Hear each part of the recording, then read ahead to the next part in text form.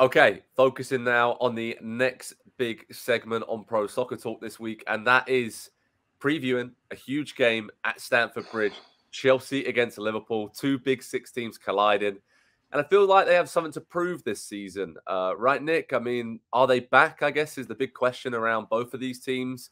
Liverpool missing out on Champions League last year, Chelsea having a terrible season, and then rebuilding now under Maurizio Pochettino. So I'm going to be at Stamford Bridge this weekend. Really looking forward to being there on the opening day. Sun will probably be shining in West London.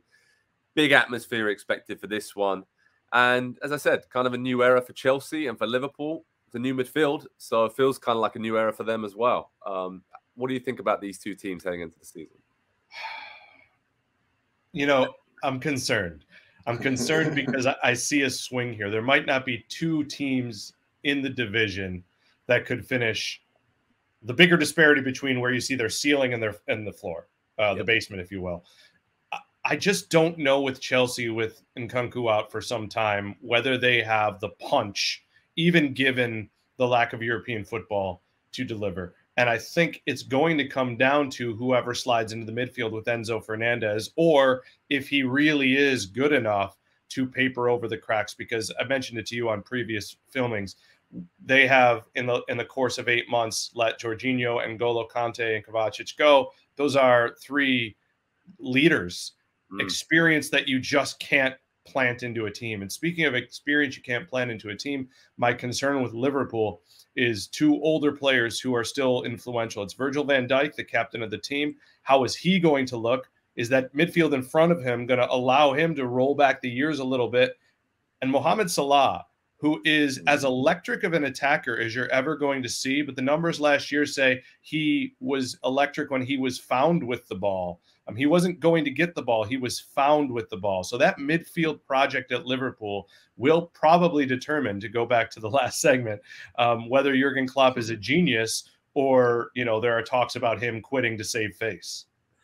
Andy, we've mentioned previously how good Chelsea looked in pre-season. They obviously won the Premier League Summer Series with Jackson and Nkunku up top and Sterling, and just looking great in that trio and just pressing high, winning the ball back in good areas, and then having players now who are A, willing to run in behind, and B, can finish in those chances. So it's looking good for Chelsea. They've cut a lot of players out that didn't see themselves there in the future, didn't see themselves in Pochettino's plan or system of play. So they have a much more streamlined, defined identity now as a team and a club. Yeah. Top four for them this season without Europe. I mean, that's got to be a huge boost for a new manager coming in and setting the tone and his philosophy and working on the training ground each and every day during the week. That's got to be a huge bonus for Pochettino.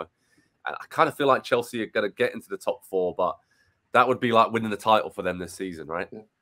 Yeah, I've got them in the top four this season, and I like Nick's point about the experience with this team, because I think we get lost in the money and the names and everything.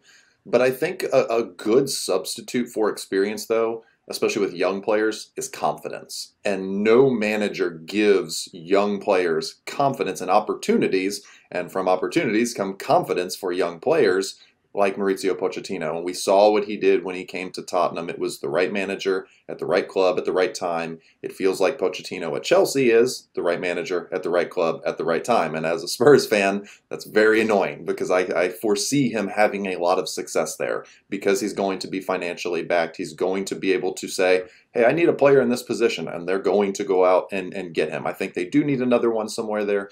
Deep in midfield, they've lost a number of players kind of in that part of the field. But at the same time, the way that his system operates, it's good. There's going to be a lot of rotation going on as well, because it's very intense. There's a lot of pressing and everything. And so, I don't know, it feels like the vibes around Chelsea for the first time in a while. Like, Chelsea has been kind of the drama club of the Premier League for a long, long time. And that's not really the case right now. Most of the vibes coming out of there this preseason and through the summer have been pretty good. And you've got that, they've got the right manager in charge. And it just feels like there's going to be a big bounce back season. And I think that starts this weekend against Liverpool. I think we're going to see a really dynamic Chelsea team, something, a far cry from the way that they've played in recent years.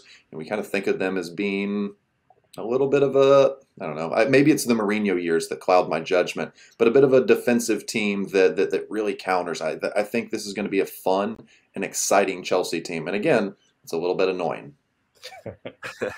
Talking about the vibes around Liverpool, Nick, obviously we talk a lot about midfield, Alexis McAllister, Dominic Szoboszlai coming in, and then sort of just the way they finished last season with Trent playing in there as well, gave a lot of people optimism about what they can do this season, and how, you know, they rallied to finish in the Europa League spot. And overall, that was a very good achievement given how poor they were for a lot of last season. What are the expectations for this campaign? Are you big on Liverpool? Because I think it's, like you mentioned it before, it's probably make or break for Jurgen Klopp this season. You ready for a lot of 6-3 games? You know, Yes. you can usually tell from the last friendly of the season how a team wants to line up. And this is a 4-3-3 that, if you consider Alexander-Arnold as a guy moving in the midfield, might be a 3-2-5.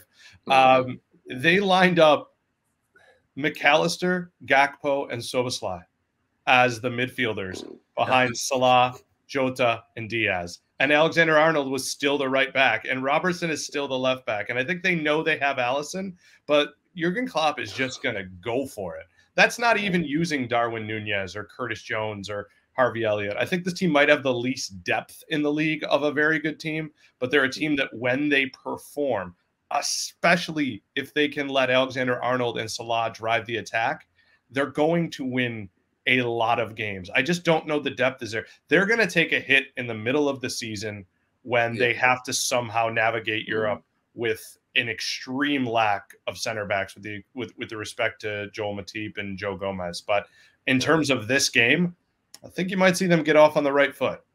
Nice. Yeah.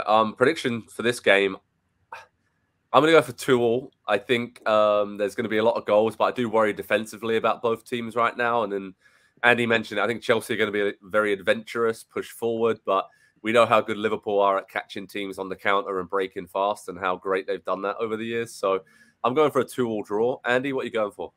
Yeah, I'm remembering the start to the last couple seasons, and we started very quickly and very chaotic the last couple of years. So I'm going to feed into that narrative, 4-3 to Chelsea. It just like we saw it all preseason as well. A lot of goals scored, not a ton of defending. Like that part of the game taking a little bit of time, and teams finding balance and everything. And there's just so much good attacking talent in the Premier League in general, but within these two teams specifically as well.